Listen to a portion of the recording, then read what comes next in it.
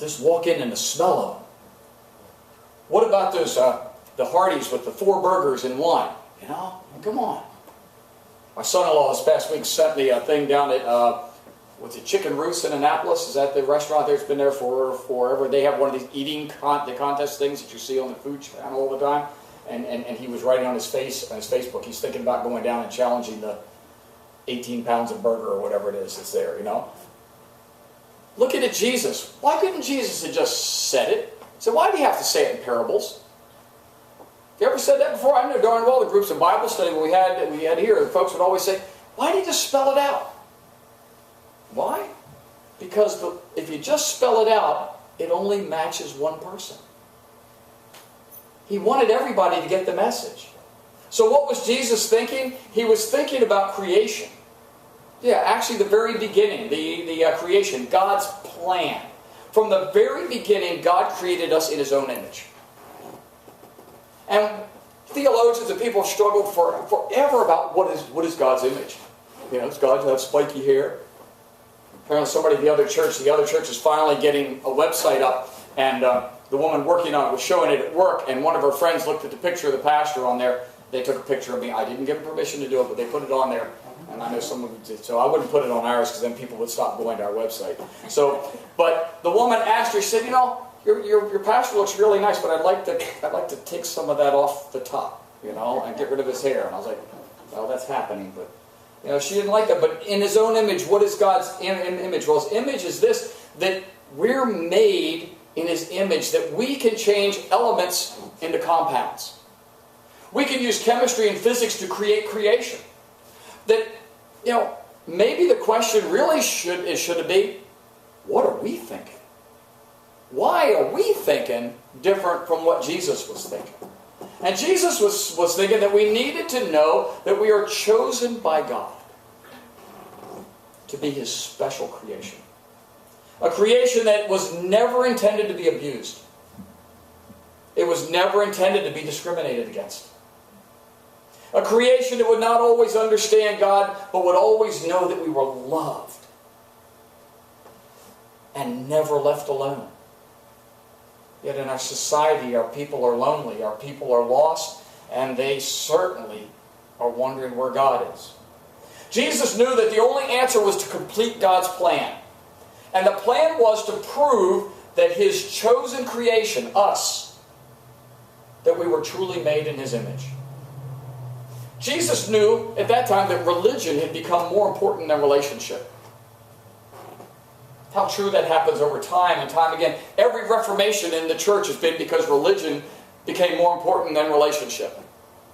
It became more important for the Pharisees and the Sadducees to follow their rituals. It became more important for the Church of Rome to follow its rituals. It became more important for the Methodist Church to follow its rituals than to become the new rethinking, reconciling, whatever movement that we have. He knew that God's plan for the chosen, the creation, was better than anything that we could imagine. In fact, He knew that His creation was beginning to think that they could do it better than God. They had it all figured out. Can you imagine that? Can you imagine a creation thinking it knew better than its creator? I mean, that would mean that the creation would then think and act and think that it could decide what God should do and what God should look like and when God should show up, and those kind of things sound more and more familiar to me. More and more like today. You know, because if there's really God, then there'd be no war. If there's really God, there'd be no cancer. If there's really God, there'd be no hate. There'd be no discrimination. There'd be no drugs. There'd be no alcohol abuse, and etc., and etc., and it would go on and on, because we know what God would do. After all, it's 2011, and we're well educated, and even better yet, we go to church in Howard County, and what more can we say? The creation, though, should be thinking more about what is God's plan than what is their plan. How would God do it, not how the creation would do it? Jesus knew that a sacrifice had to be made. He knew that. He knew in the prophecy in Isaiah and in Jeremiah, it is predicted that the Messiah is coming. That prediction had to be fulfilled. We talked this week that over 600 prophecies of Christ in the Bible, all fulfilled in one man. Only one. No matter how far you research, you can't find that they were all fulfilled in Muhammad. You can find some of them. You can find some of them in Joseph Smith. You can find some of them in individuals. You can find some of them in Buddha, but no one but Jesus Christ has fulfilled them all. So he knew the sacrifice had to be made to fulfill the Mosaic law. And Jesus fulfilled the prophecy by living his messianic life to full completion. So what was he thinking? He was thinking about how much the Trinity loved its creation called man and woman. Jesus was thinking about the anguish that his creation was suffering because they thought they knew it all. Because they were seeking God and trying to do it in a perfect world of salvation through perfect works. Oh, I've got to do more. And then we get stressed. And then we get worried if we've done enough. If I haven't done enough, I'm going to go to hell.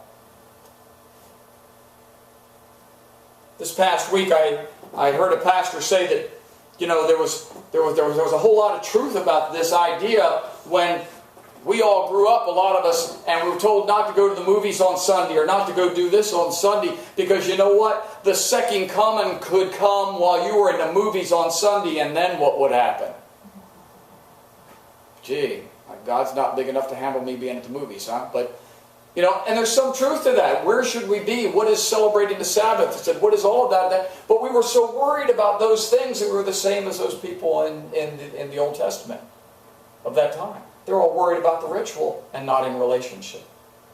Not in relationship. Jesus was thinking, I wish you knew how much I loved you.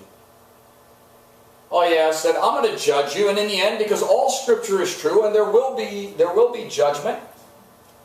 But right now, live in relationship with me, and you don't have to worry about all of that.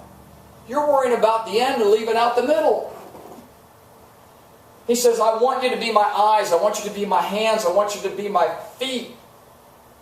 Because you and I can't do anything without each other. Jesus knew that by dying, not only would he live, but we would live too. He knew that we would find life by him losing life. As strange as that sounds, but that's the only way it was going to be. But the story today is that even death itself did not continue to be the same after Jesus. Death was unknown. We say death is unknown now. Yeah, the actual process is unknown. I'm told the next 5 months at the hospital I'll probably see more death than I've ever seen in my life. But I'm going to see more miracles too. Because most times, death can be a miracle. It's not our choice for the miracle. But death has been conquered today. Death is gone. Even when we physically die, we live eternally. And even as we live now, that death of the abuse, that death of the guilt, that death of all those things that drag us down can be gone because of Jesus. Death is in the grave, but also death to sin, death to not being good enough, death to not facing the evils of this world with no help. What was Jesus thinking? What were you thinking, Jesus? You were already in heaven with all the power that there is, and then you gave it all up. You came down here to earth and you just became a regular guy. Why would you do that to yourself? To go from being God in heaven to being a carpenter? I don't get it. You start teaching this brilliant stuff, the greatest teaching of all time, and people start giving you a hard time from the beginning. You were God. Couldn't you just shut them up or wipe them out? They're saying stuff about you that isn't true. They arrest you for no good reason, and you just stand there and take it. What are you thinking? These guys are spitting on you and beating you and treating you like an animal, and it's one blow after another, after another, after another. Anyone in their right mind would leave if they could, wouldn't they? Really, what were you thinking? When you were walking up the hill and you knew they were going to kill you, and you knew it was going to be a slow, painful, agonizing death, you could have got out of it. Could have easily got out of it. What were you thinking? How much you love me? How much you love me? I wasn't even born yet. How could you be thinking about Me. How much you love me? That was it. That was it. How much you love me.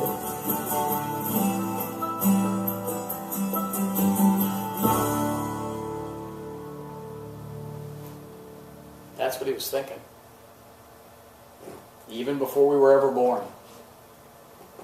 Realizing that he was going to fulfill all of that if he lived out the resurrection.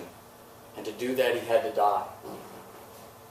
So now that we know what Jesus was thinking, what are we thinking? When we come to the table today, what are we thinking? I'll give you a hint. Let's think that maybe we should give our lives to him for the first time or rededicate them now.